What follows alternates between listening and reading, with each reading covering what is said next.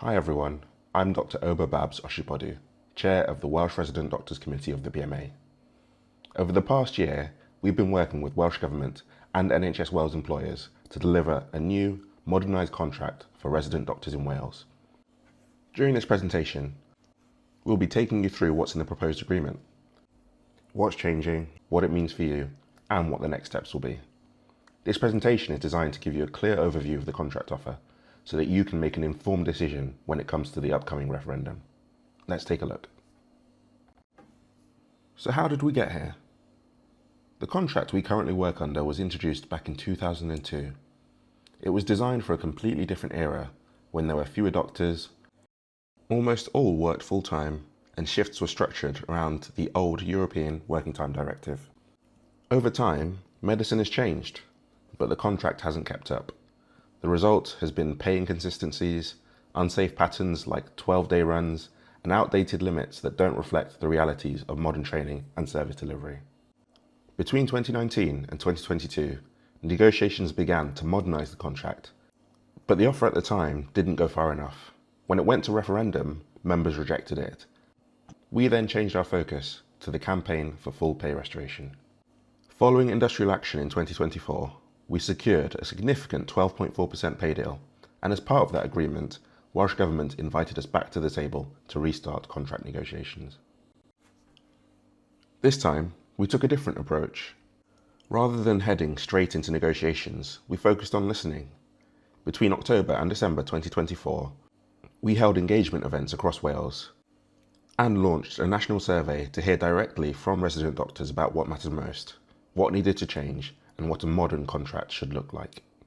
In March 2025, your Welsh Resident Doctors Committee received a formal negotiation mandate based on that feedback, and we began meeting with Welsh Government and NHS Wales employers every fortnight.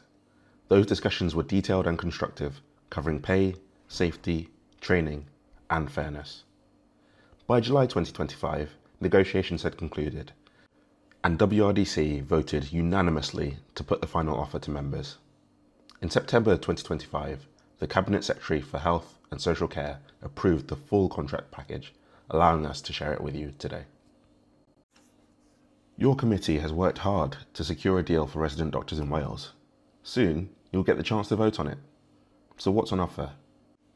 A reformed resident doctor contract with 4% additional investment on top of a 5.1% average pay rise. Reforms to the study budget and study leave. Measures to tackle medical unemployment, and a safer contract with mechanisms to capture and prevent the most fatiguing working patterns. Let's get into it. Full pay restoration has been one of the defining issues for resident doctors in recent years. At its worst, our pay had fallen by about 30% in real terms since 2008. That didn't happen overnight. It built up slowly through years of below-inflation awards, and our campaign for full pay restoration set out to change that. As you can see from the graph, we have made progress, but there is still some way to go. And now, as part of this reformed contract package, the Welsh Government has committed a further 4% investment in the resident doctor workforce, on top of the 5.4% average uplift already received this year. That will take us to approximately 16.1% pay erosion since 2008. Still not quite where we need to be, but it's yet another step in the right direction.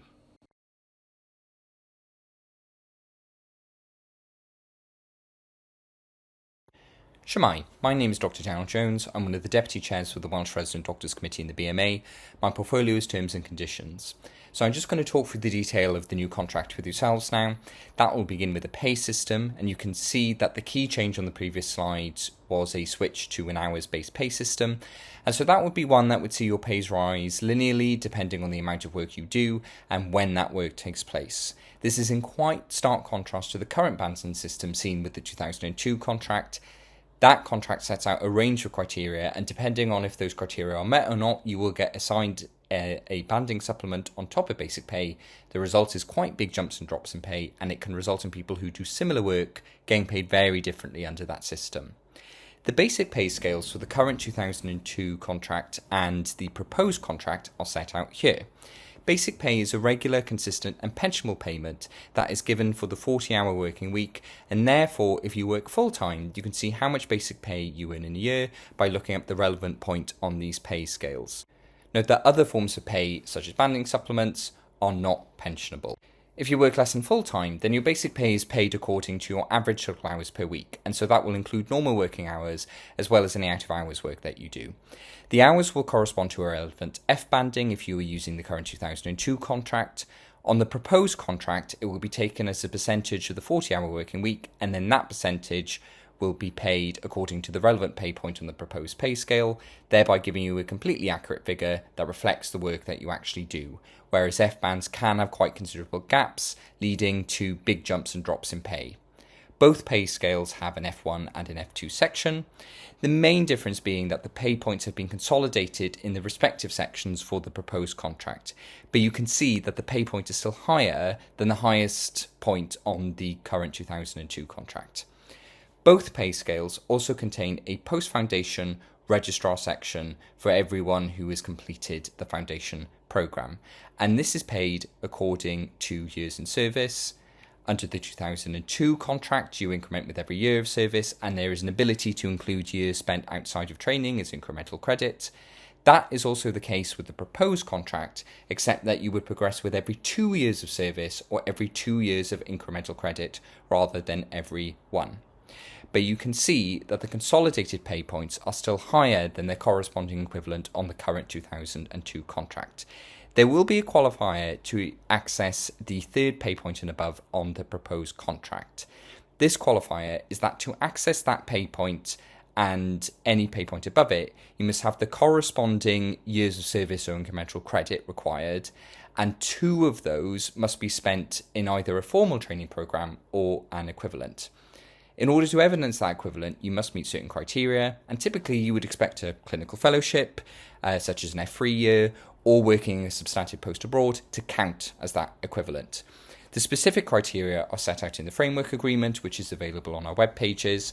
If those criteria are not quite met, then the time will be counted at a half rate for these purposes, similar to how local time is currently counted towards incremental credit. Practically, we expect few people to be affected by this gateway, and the effect will be that as soon as they hit those 2 years equivalent, that they will then rapidly progress up the pay scale and compensate for the hold-up that they've had. The main benefits of the proposed pay scale over the current 2002 contract is that it is simpler and consolidated, and it has seen additional investment in basic pay and a front-loading of basic pay that has resulted in earlier career earnings. This is very favourable from a pension earning point of view, given that the NHS pension scheme is career average earnings rather than final salary. It will also help us to make progress on the gender pay gap, and it will address some of the financial shortcomings that doctors and dentists often experience when they start their careers, particularly as F1s in unbanded posts. Importantly, we've also been able to retain years in service-based pay progression. During our engagement events before starting negotiations, you made it clear to us that that needed to remain. The gateway has been a concession that we've made to ensure that pay progression based on years in service remains. We wanted to avoid a system like in England and in the 2022 proposed contract, which was rejected here, where pay was linked to training grade. We have managed to avoid that.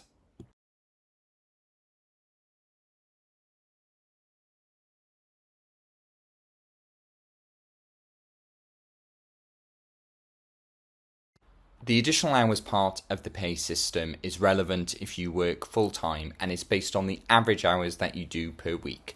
If you work a shift pattern, then there will be weeks where you work more than 48 hours. The key thing is what that average is, and the average across the cycle should be a maximum of 48. We know under the 2002 contract that some people do work beyond that. That will be coming to an end with this proposed contract. And what the additional hours system does is gives you additional pay depending on how many hours between 40 and 48 on average a week that you do, as showed here.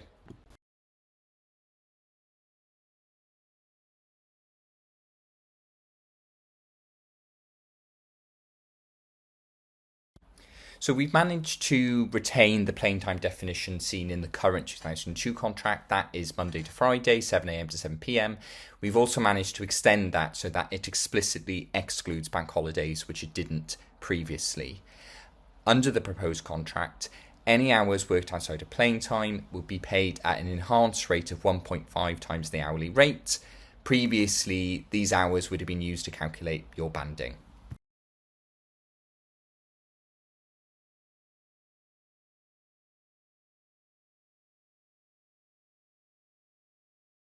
Some resident doctors and dentists also perform non-residential on-call work. This is work where you are based off-site, typically at home, but you are available to provide telephone advice or to return on-site to perform work.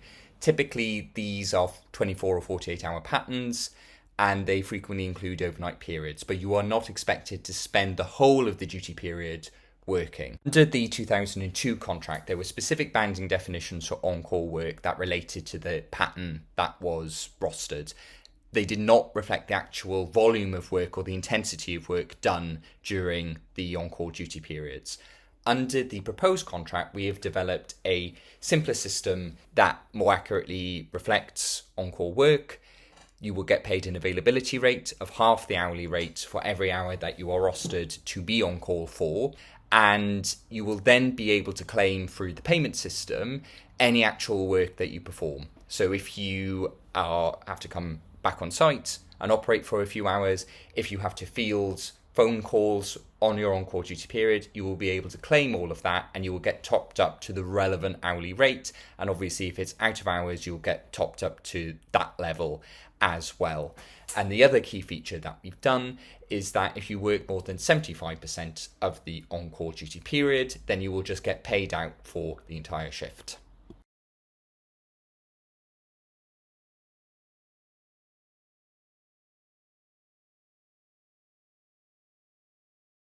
Finally, on pay, the proposed contract introduces two specific pay premia. There will be a GP premia paid to GP registrars when they are based in practice. That replaces the current 45% GP banding. There will also be an oral maxillofacial premium that will be paid out to maxillofacial registrars, and that is there to reflect the changes that we've made to the foundation elements of the pay scale and the fact that MaxFax registrars have to undertake both dental foundation and medical foundation training. These premia are set according to a pay point, so they will not be eroded by inflation. They will be uplifted annually each year. There is a provision for Welsh Government employees and HIW to develop recruitment and retention premia for specific geographies and specialties if they wish to do so. That would be following a business case. They would be bespoke arrangements. And the key thing is that they would only come with additional funding. We've not had to take any money out of the general contract pot in order to fund any potential recruitment or retention premia. Building on the pay system, we've also developed a specific overtime reporting system separate to any exception reporting, and this will come in for all resident doctors and dentists, even those that remain on the 2002 contract. This will be a simple claims-based payment system that involves you inputting the additional work you've done beyond that which you were rostered to do, and then that will go to payroll and get paid out in the next payroll cycle. This will be a high trust system that won't require extensive detail, electronic proof, or supervisor involvement, and we expect this to be a very powerful way to address all of the unpaid overtime that we know you do and that you've told us about. It will act as a very powerful financial incentive for employers to reduce overtime and improve staffing levels, or else face having to significantly pay out to yourselves for overtime.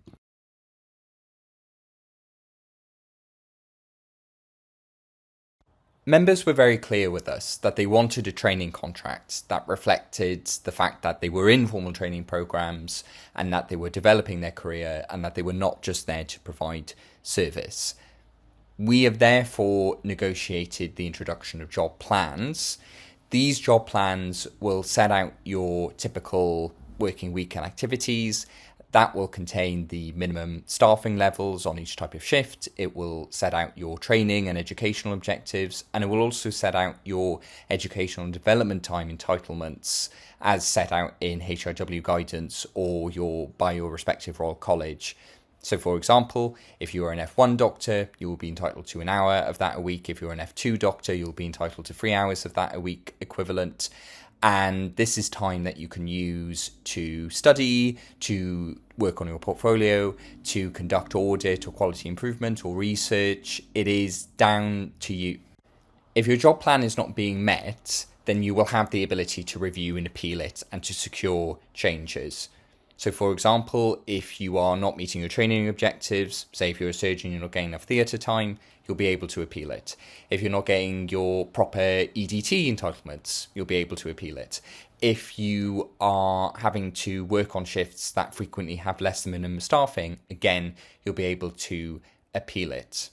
We've also agreed clear timelines around job plans, so you will have to have a generic job plan for the post 8 weeks in advance. You will have to have your duty roster setting out all of your shifts at least 6 weeks in advance, and then you will be able to work on your individual job plan with your educational supervisor. And for this contract, there will be the introduction of fines for any lateness.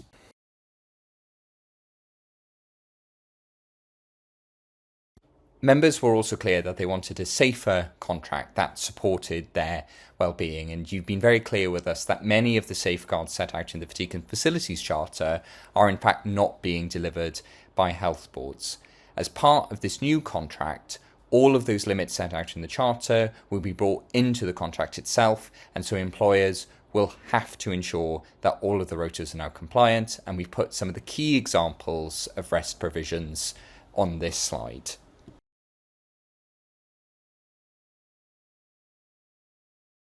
We've also been able to improve and clarify wording around breaks and have been able to gain an additional third 30-minute break for night shifts. And all breaks remain paid on the proposed contract as per the current 2002 contract. Another measure being brought in the proposed contract will be formally contractualising too tired to drive home provisions rather than relying just on the Fatigue and Facilities Charter. This means that if you complete a night shift and you are too tired to drive home safely, the employer will be obliged to either arrange private transport back, for example via taxi, or to arrange short-term accommodation so that you can rest until you feel safe to drive home. And finally, a number of the remaining Fatigue and Facilities Charter provisions are also being brought into the proposed contract and will work to enhance resident doctor wellbeing. This includes provisions around induction and what needs to be included, as well as the fact that you should not start your induction during nights.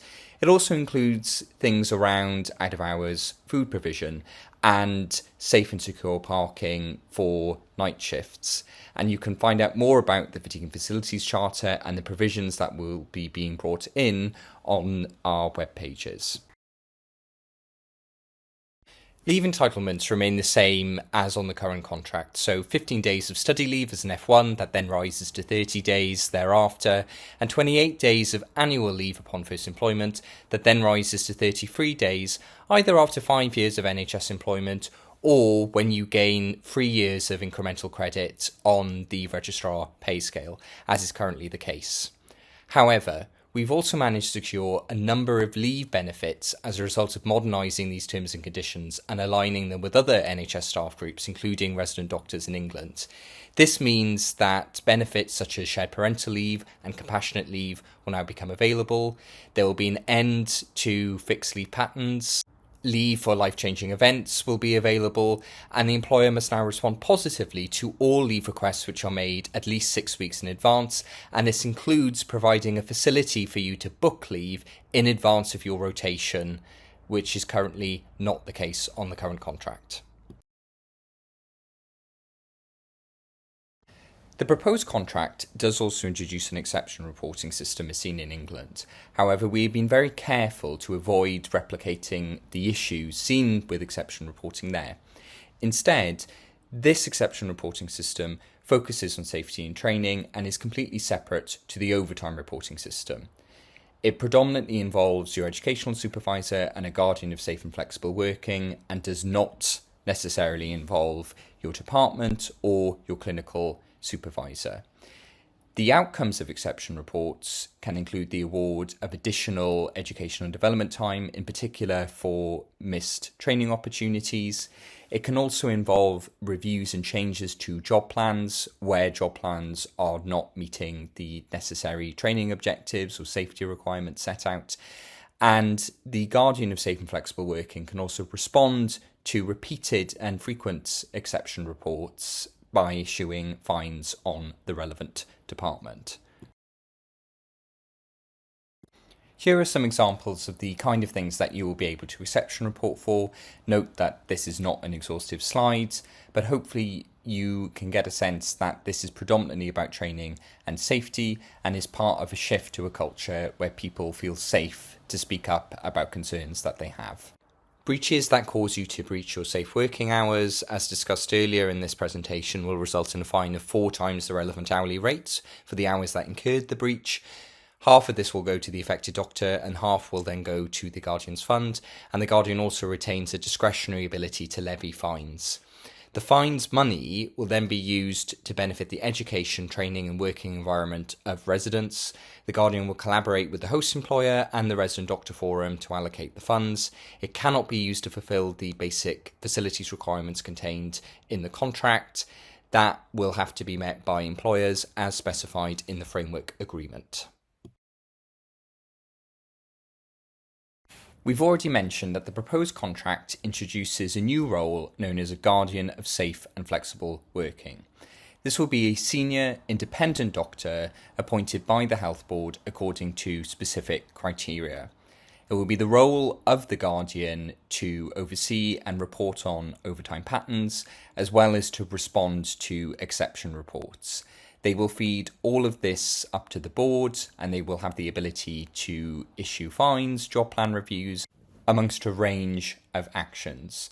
The Guardian will also convene a regular resident doctors forum. Any resident doctor will typically be able to attend that forum, and it will also involve your local BMA representatives. The forum is there to raise local workplace issues, to hold the Guardian to account, as well as to decide how any fines money that has been raised by the Guardian is to be spent, with the focus of fines money to be resident doctor wellbeing, your professional development and your training. The Guardian will also have a role in supporting and promoting your rights to flexible working locally.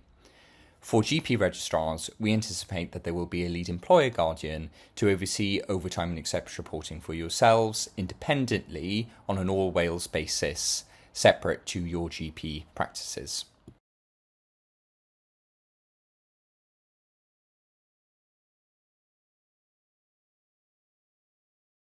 If BMA members in Wales vote for the proposed contract package, they will see some of the benefits described, such as the study budget reforms, as soon as possible. However, the majority of the contract reforms, including the additional investment in pay, will come in from August 2026. From this point, all new starters in training programmes in Wales will start on the new contract. Employers will begin the process of updating and changing rotas to ensure they are complying with the new terms, including for doctors currently on the 2002 contract and remaining on it for the time being. This will also include an amendment to the existing 2002 contract to replace the rota monitoring system currently in use with an overtime reporting system that is also set out in the new contract, and therefore everyone will be getting access to overtime reporting. Due to the relative simplicity of their rotas, as well as the benefits of the new contract, it is also proposed that we transfer resident doctors in unbanded specialties from August 2026 as well. For all other resident doctors and dentists, you will remain on the 2002 contract and you will continue with your annual increments, and that will continue to also be subject to an annual pay uplift each year. From August 2027, we will begin the process of transferring doctors in core training programs over to the new contract, and doctors in higher specialty or run-through training programs will also be able to start voluntarily switching over at a moment of their choosing. At the point that you switch over, you will see your pay protected by a cash floor or no detriment arrangement based upon your total salary, including banding, the day prior to your transfer. This pay protection will remain in place until your pay progression on the new contract results in your pay on that overtaking what your cash floor is. From August 2028, the majority of resident doctors will be transferred onto the new contract. However, if you wish to remain on the current 2002 contract and there are extenuating circumstances, then you will be able to remain on it, and any doctors who are within 12 months of CCT will also not be expected to transfer at this point. As we've previously discussed, the majority of resident doctors and dentists would benefit substantively in pay terms from the proposed contract, especially as a result of the additional investment into pay. They will also benefit from a number of new non-pay items in the proposed contract package as well. New starters almost universally benefit from the proposed contract as a result of the front-loading of pay earlier into the pay scale. However, for existing doctors who are already advanced in the pay scale, there are a small minority who would see their pay otherwise drop as a result of switching from the current 2002 contract to the proposed contract. The main reasons for this are predominantly due to specific rotas in certain geographies and specialties that are either not possible under the new contract, and so this would include, for example, Band 2 or Band 3 rotas, as well as some of the A bands for less than full-time doctors and dentists. It also includes banding supplements that are relatively generous given the actual volume of intensity that has been rostered on the relevant rota, and typically certain banding criteria have often just been met, resulting in a relatively high banding. The pay drops in these scenarios are either the result of work being accurately paid for under an hours-based system, or because simply less work is being undertaken as a result of working a less intense rota. These doctors will still be able to benefit from those continuing circumstances by remaining on the 2002 contract for the time being until such a point as it's not favourable. So, for example, they are about to rotate onto a very different rota, or the employer is revisiting the relevant banding supplement, or making changes to the rota. At that point, they will then be able to transfer to the proposed contract. They will be able to retain their existing pay levels through the pay protection system until such a time as they gain more money on the new contract, having progressed through the relevant pay scale. We will be providing a range of resources, including pay comparison calculators, in the event the contract package is voted for by members, in order to ensure that anyone who remains on the current 2002 contract is able to make a fully informed decision about their voluntary transfer if that is what they wish to do with BMA support. Please note that these transition arrangements only apply to current resident doctors and dentists on the 2002 contract, or those that will start before August 2026. New starters in August 2026 will all start on the new contract, and they will do so benefiting from the front loading of the pay scale, and therefore we anticipate that their career average earnings will be higher than would currently be the case on the 2002 contract.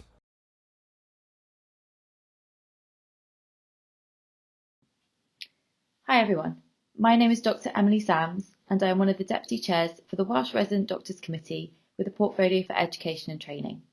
In addition to the contract reforms already detailed in this presentation, we have been able to agree a number of key changes to study leave, which we hope will improve the experience of doctors in Wales.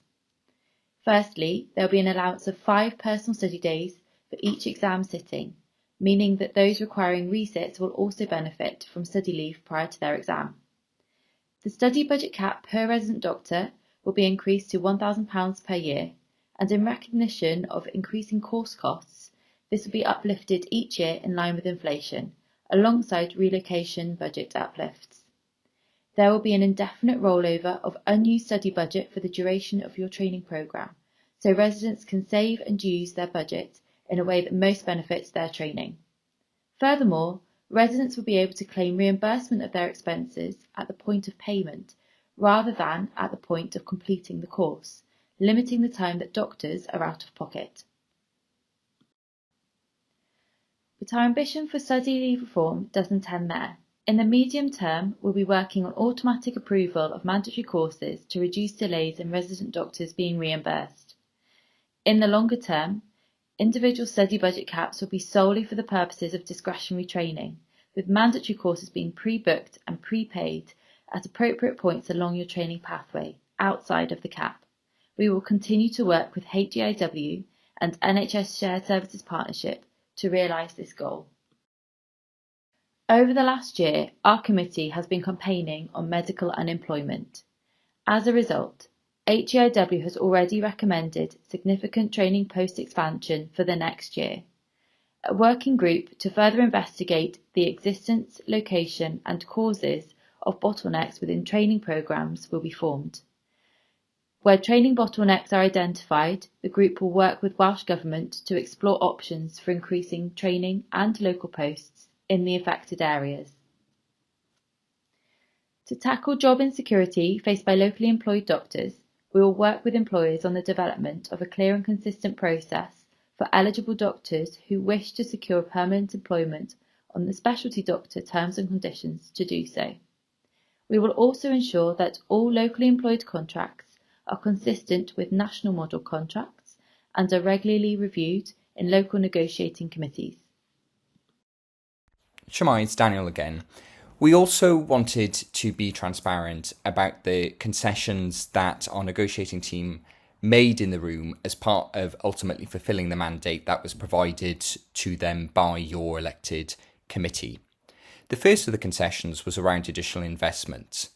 We would have liked more, we asked for more, and in the context of the DDRB award, that did include a credible threat of industrial action being issued.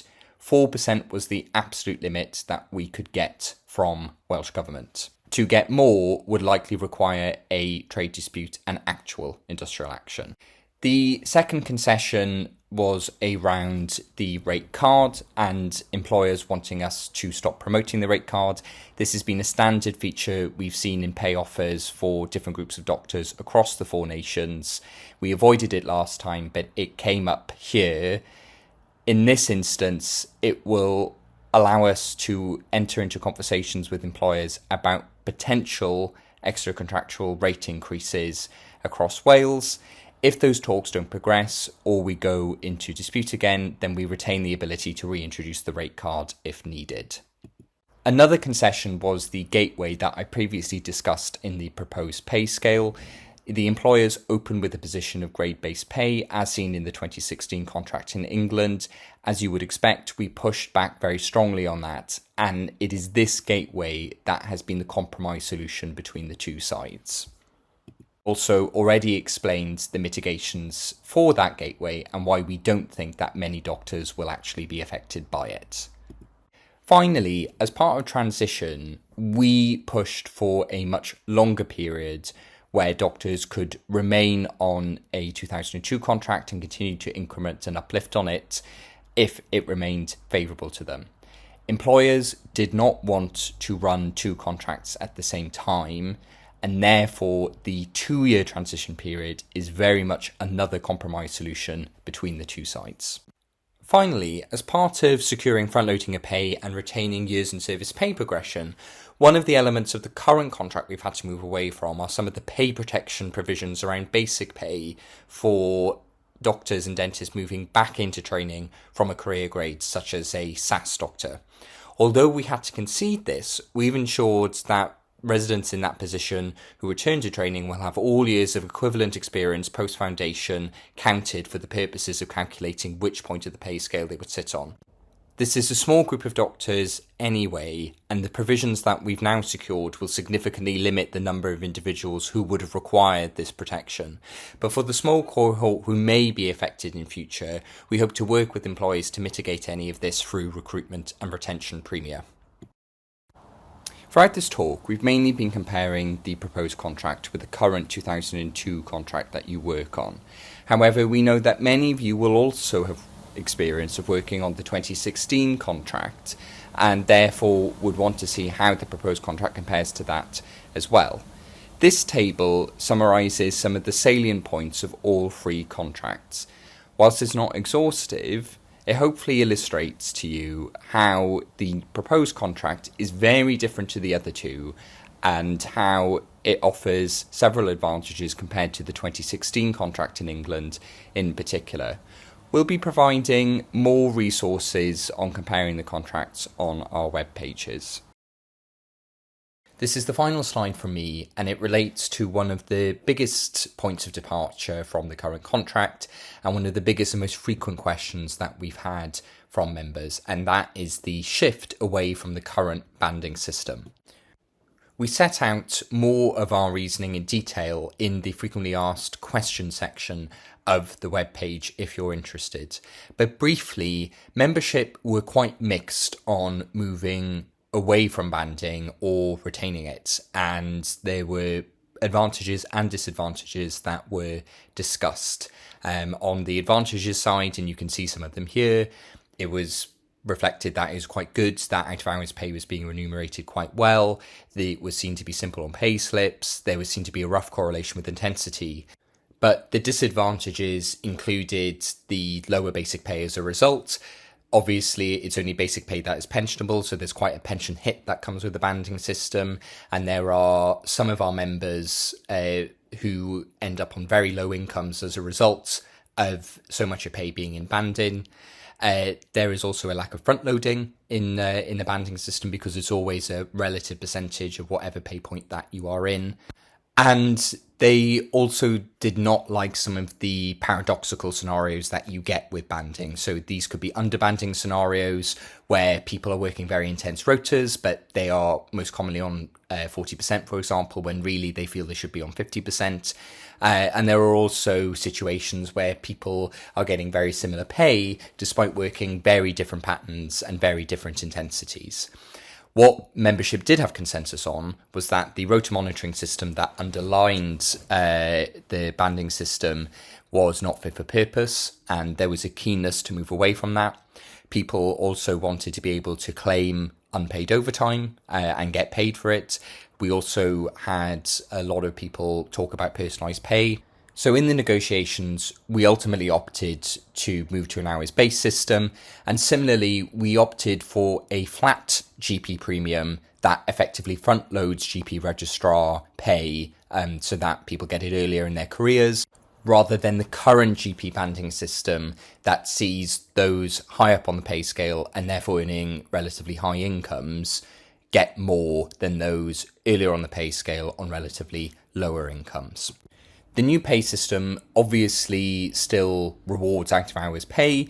It does so in a linear fashion, and some of the really intense rotas are actually some of the ones that benefit most from this switch of pay system.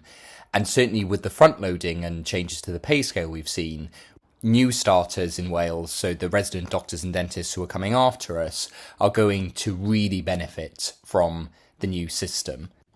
And for those currently on the 2002 contract who find themselves high up on the pay scale, you will remain on the 2002 contract for the time being. You will still increment, you will still get your annual pay uplifts. And if and as when you do transfer onto the 2026 contract, you will do so with cash flow, no detriment, pay protection. Ultimately, though, the choice is yours as members. We will implement what you vote for, but hopefully you can see the rationale for why we did this shift in the negotiations. So, what happens now? Between 24th of November and 15th of December, you will have the chance to vote on whether we accept this proposed new resident doctor contract. This is a huge moment for the profession, and it's vital that you're ready to make an informed decision when the referendum opens.